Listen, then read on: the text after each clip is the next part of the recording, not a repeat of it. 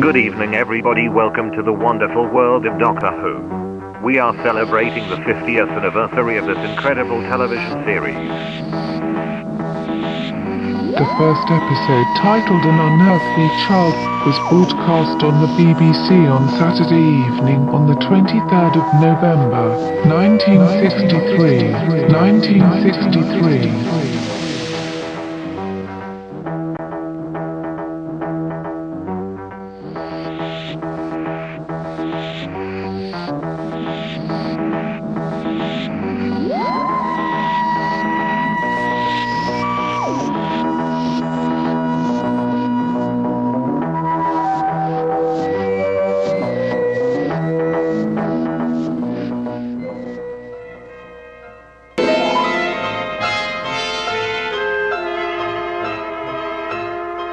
Any radiation, Doctor? No, nothing to speak of. The Count is hardly reading anything. Shall we take a look? Pity you don't have colour television. Oh, but I have. Where is it then? Well, at the moment it's temporarily hors de combat. Oh, look. Let's Have a look.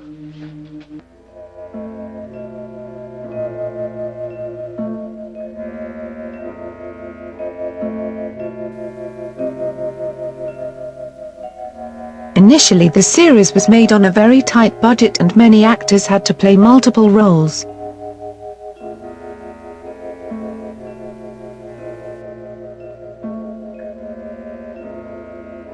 As you can see, very little was spent on visual effects or alien costumes.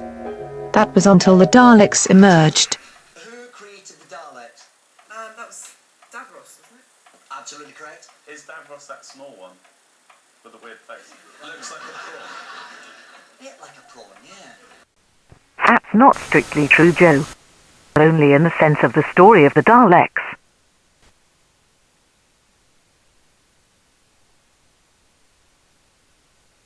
The creator of the Daleks was in fact Welsh scriptwriter Terry Nation. Terry wanted to create a monster totally devoid of any human characteristics.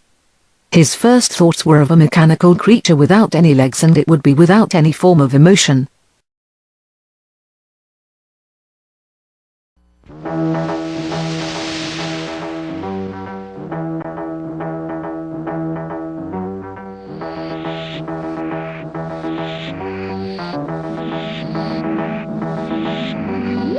In the early 60s, the Radiophonic Workshop was at the cutting edge in electronic music development. All the sound effects plus the theme music were produced in there.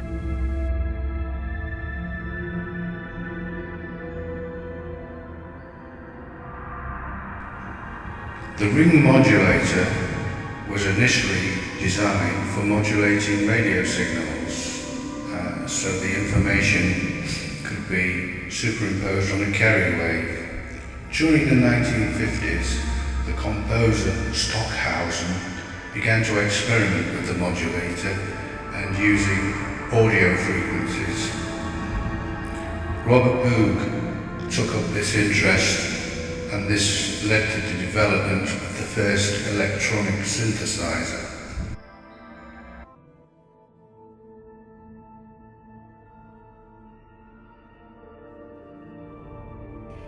If you refuse to cooperate with us, Doctor, and you do not surrender in the next 10 seconds, you will be exterminated. Exterminate. Exterminate. If you refuse to cooperate with us, Doctor, and you do not surrender in the next 10 seconds, you will be exterminated. Exterminate. Exterminate. Exterminate. Exterminate. Exterminate. Exterminate.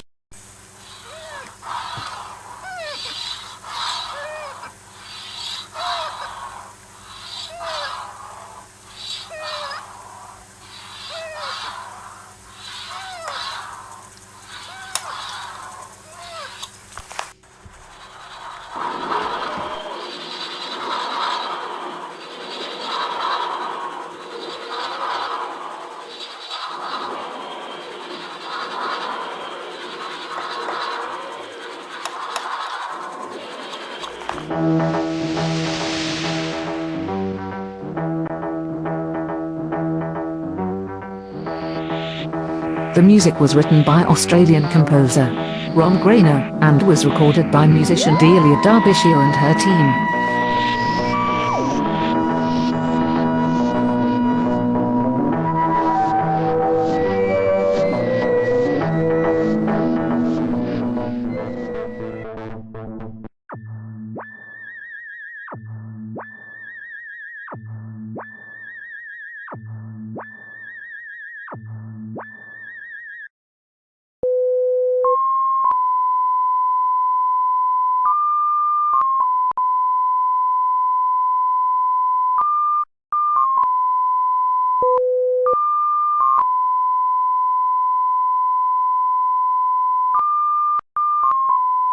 The music was recorded on a large selection of reel-to-reel tape recorders. There was no multi-tracking in those days, and so there was a lot of cutting and joining of tapes. Several players had to be started simultaneously as well, and synchronized. However, this tune could be played on any instrument, even the human voice.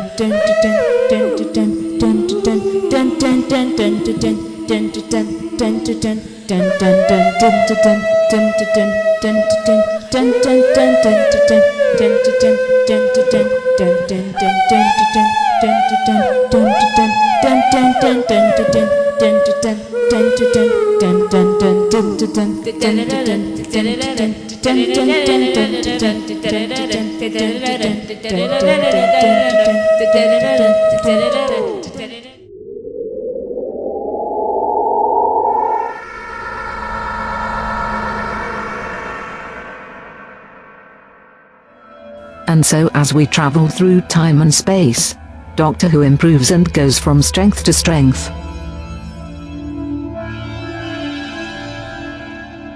Please enjoy Ali Hammond's song, Dinner with the Daleks, as we travel through time and space.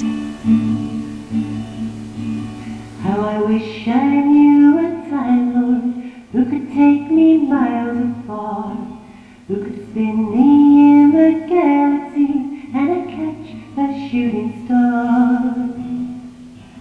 I'd have dinner with the Daleks and I'd show those boobs some style, and I'd serenade the Cybermen and teach them how to smile.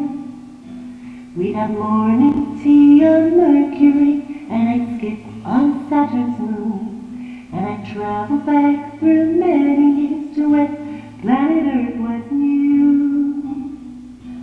And I'd tame and ride a dinosaur, and we'd help the Ice Age fall. Then we'd drift up to the future for another cosmic tour. And I'd have a star named after me, one day for all the world to see. I'd be supernova, the brightest I could be. But for now I'll have to be content with my feet upon the ground. But I'll look out at the night sky and I'll listen for that sound of that unmistaken whirling when a TARDIS passes by. And then I'll yell at taxi and hope he hears my cry. And a friendly-looking gentleman will stop by to pick me up. You're with me through the universe and with a bit of love. We'll have dinner with the Daleks, so many sights I'll see. We'll have dinner with the Daleks, just the Doctor, just the Doctor, just the Doctor, the Doctor. Doctor Who and me, Doctor Who and me.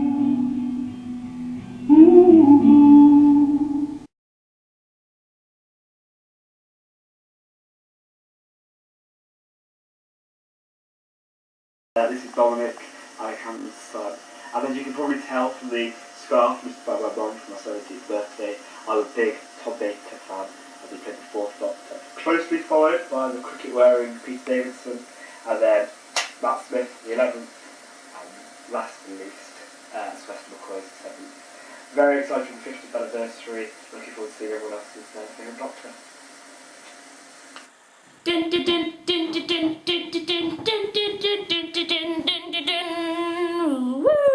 Etc. So I think my favourite Doctor, like the first Doctor that I ever actually saw was Christopher Eccleston, but ever since then I've collected all the DVDs, and there's a weird light here, I'll move over.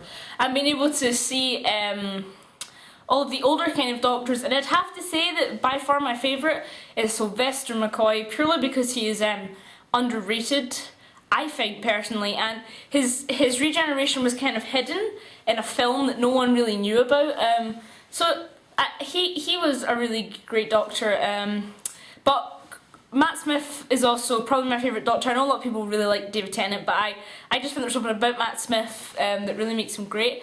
My favourite enemy or monster would probably have to be the Daleks, purely because they're just the Daleks and they exterminate you. It's pretty awesome. I think the first time I ever watched it, it was the episode with Christopher Eccleston, the very first episode he ever done. I was heartbroken when he regenerated. I cried at that episode.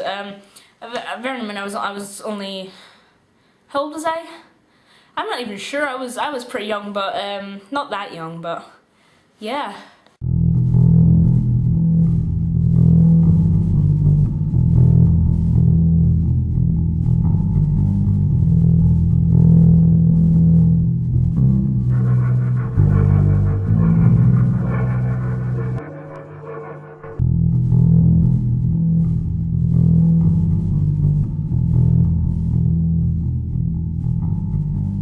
I've chosen to portray William Hartnell's version, the original Doctor from the 1963 series. Not because he was my favourite, but because that's the first memory of the whole programme. This cantankerous old gentleman, very professorial in his dress and his mode of speaking, would not have made it to another series if it had been in modern times. But nonetheless, it did get us children and adults as well, back in those years, extremely excited. Even the dads would hide behind the sofa when that music began. It was a wonderful start to anybody's interest in science fiction. And it was amazing how inventive they were in their creation of special effects,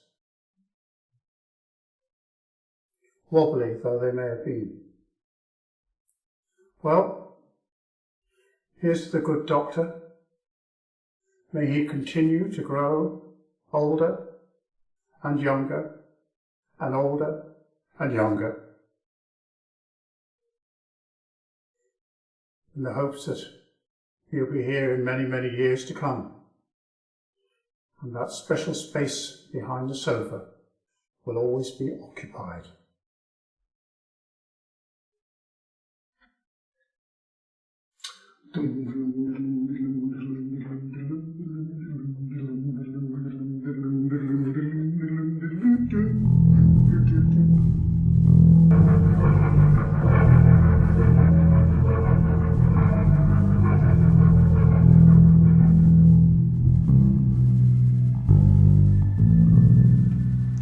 Well, my grandfather, he thought that Doctor Who was a load of rubbish. And he used to say, the young generation, what do they know? They'll never amount to much. Well, speaking as a grandfather nowadays, I would say he was wrong then, just as much as he would have been today. That gentle flower of creativity that started in the 60s and blossomed into the 70s, although they tried to destroy it in the 80s, it will bloom again. Our future is in safe hands.